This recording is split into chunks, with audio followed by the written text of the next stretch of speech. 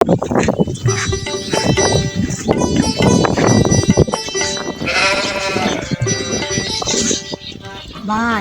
বাড়তি মনে করে জ্ঞান খাড়া কাম করে জ্ঞানটা যে কোন জায়গায় খারাপ এটাই আমি দিশা পাই এটা বুঝছ না?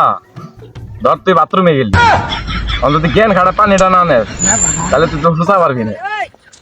এর লিগে সব কামের ক্ষেত্রে কোন জিনিসটা জ্ঞান খাটাই নুন লাগে ওই জিনিসটা হলো আগে নুন লাগবে, তারপর হলো ওই কামটা করতে হবে। অন্তত ধর বাথরুমে গেলি, পানিটা না নিবের পারলি না, অন্তত সুসা পারলি না, তাইলে কি বাথরুমে তা বেরেন দেবো? ওরা আবার মা মা করে চিল্লান লাগাবারে, মা মা পানি দিয়ে যাও।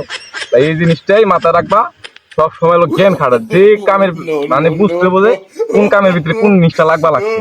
বাড়িতে থেকে যে কয়েক জ্ঞান খাটা কাম কর, তুমি একটা কাম করো আরেকটা কাম করো না, ওখানে সব কামের ক্ষেত্রে তোমার বুঝতে বোঝে জ্ঞানটা খাটানো লাগবো কোন জায়গা। আগে জ্ঞান খাটা তারপর সম্পূর্ণ কামটা করবা, তাইলে বাড়িতে থেকে কইবো যে না আমার পোলাখানে জ্ঞান খাটাই চাও। আচ্ছা